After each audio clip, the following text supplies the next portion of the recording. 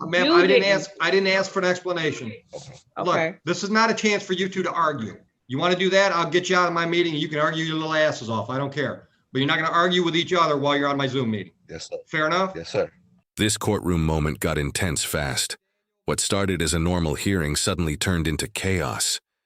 When both sides began arguing over each other on a live Zoom call.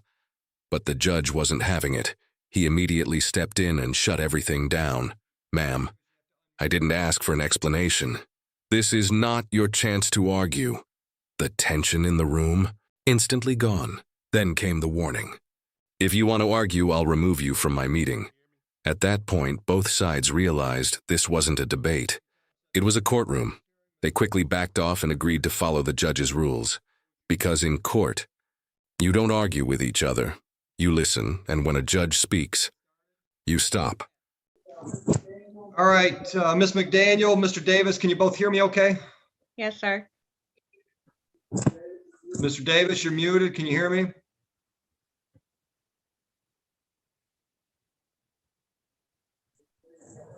Mr. Davis, you have to unmute.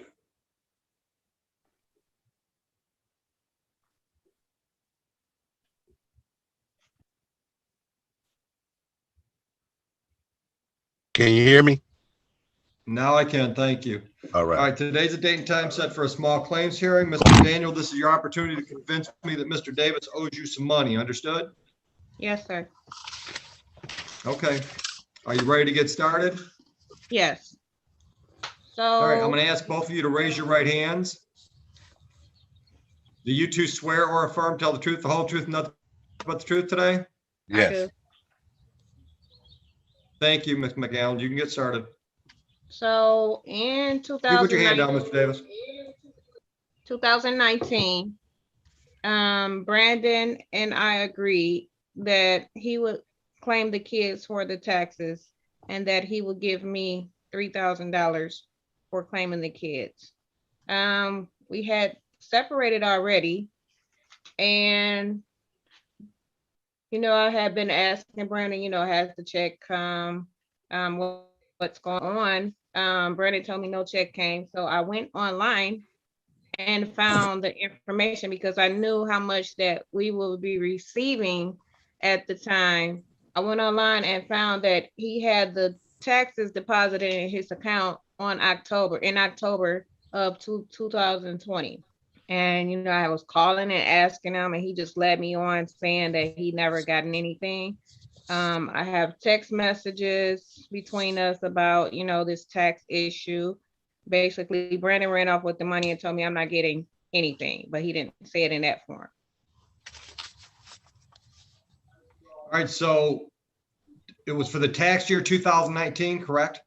Yes. All right. How many kids are we talking about? 2 kids. And who did the kids live with? They lived with me. Brandon and I had separated, going through a divorce. No, they live. Okay. They live with us. I also stay there too, sir. This is not the first time this has happened. This is like throughout our marriage, I always claimed the kids. So this is something that's just started. I always claimed the kids, and like she said, I always agreed to give her money, which I always did.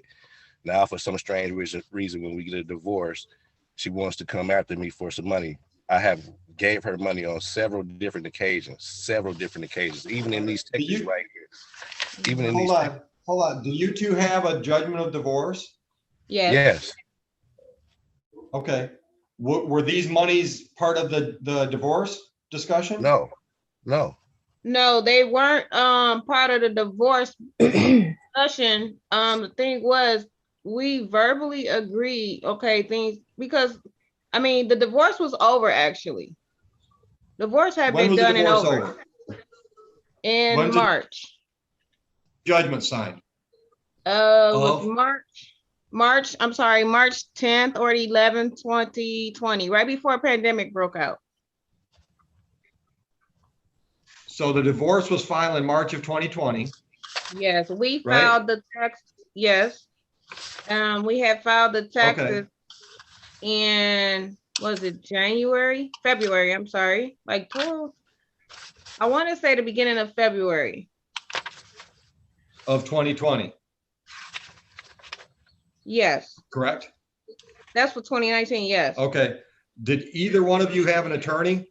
No, No, Did either one of you have an attorney through the divorce? no. Okay, all right.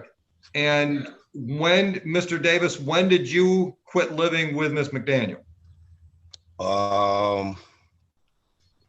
wow.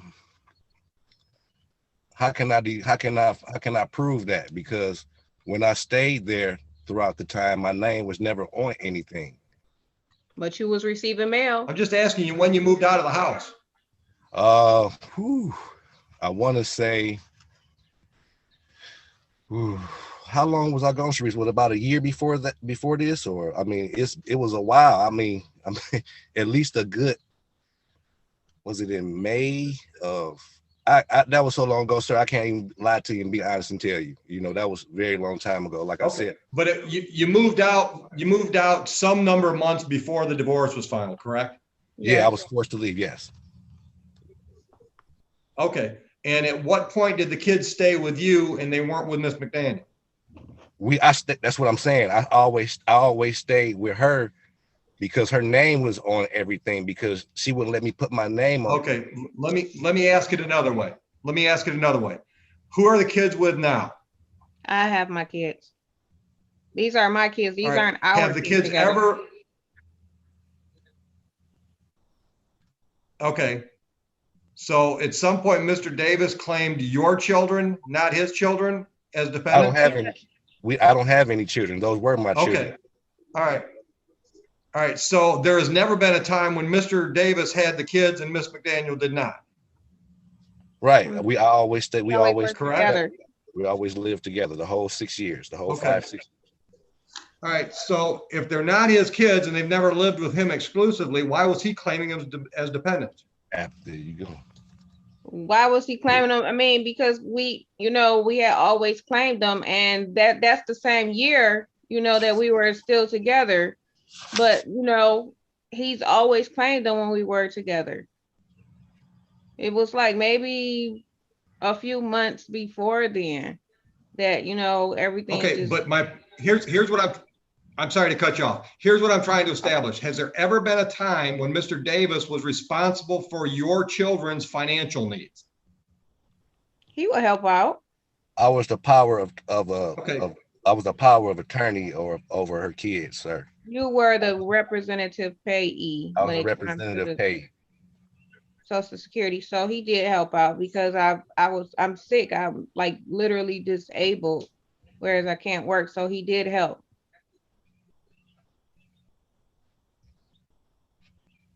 But right here in this text right here, it's saying that you work, that you send this work. Listen, okay, I have a friend, I work for them. But you just every once in a while, maybe one day out of the week, and I'm just sitting there, watching his shop while he run errands. That's not really work if you think about it. I'm just sitting there. I know, but that's what you said. That's what it says right Okay. I know what I told you. So what Ms. McDaniel, what portion of the children's financial responsibilities do you think Mr. Davis took care of, and how much did you take care of?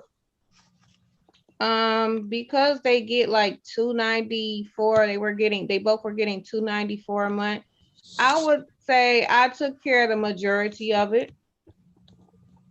Okay.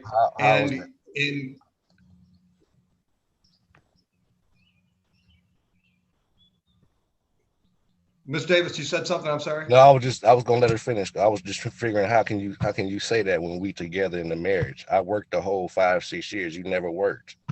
You're right. How could that be? I mean, because I took care of I did everything I was supposed to do. I took care of everything. I provided everything. I did. Okay, let me ask another question. Hold on. Let me ask another question. I'm assuming when you went through the divorce settlement, in the judgment of divorce, there was some kind of property settlement, yes or no? No, sir. She tried to get the spousal support, which was denied. You didn't have any joint assets or no So the No. judgment didn't cover anything about who would pay this bill or that bill? No, no. I own the car. Your judgment of divorce just said, you're not married anymore. That's it. That's Yes, it. because Brandon would never come to any of the court appointments. We didn't come to any of the port. Okay. Oh, Ma'am, you I didn't didn't. ask for an explanation. Okay. Look, this is not a chance for you two to argue. You want to do that? I'll get you out of my meeting and you can argue your little asses off. I don't care. But you're not going to argue with each other while you're on my Zoom meeting. Yes, sir. Fair enough? Yes, sir. Yes. Okay. All right. So, Mr. Davis, all along while you were living in the house, you were claiming the kids and you were giving some of your tax credit back to Miss McDaniel. Yes or no? Absolutely, half of it. Absolutely. Okay. So why should that change because now that you're divorced? Why should what change? Why should you not give her back half of your tax credit? All the circumstances were the same during 2019. I right? gave her that, sir. I gave her that money. No, you didn't. I gave her that money, sir. I gave her the money every year. Just No. like she accused me of taking the money for the stimulus check that I never received. I never got that. And I sent her proof. Okay. I sent her proof of Okay. everything. All right, hold on a minute. Ms. McDaniel, are we talking about a stimulus check or are we talking about part of a tax credit? It was We're two of them. talking okay, Your Honor. One at a time, folks. We're talking about both. Okay, the taxes, which is $3,000. I never received any of that, and that's why I have text messages between me and Brandon asking for that. And the tax check, a stimulus check of $600. I've never received that. Okay, and the stimulus check was received after your divorce was filed, correct? Yes. Okay, folks, here's what I'm going to do. I'm going to no cause this action. This is what happens when you decide to handle your divorce on your own with no legal advice. If you had financial situations between the two of you, it should have been part of your divorce before your divorce was final. Understood? Yes. Yes, You saved money, you didn't have an attorney, and that's where it costs you. Have a good day.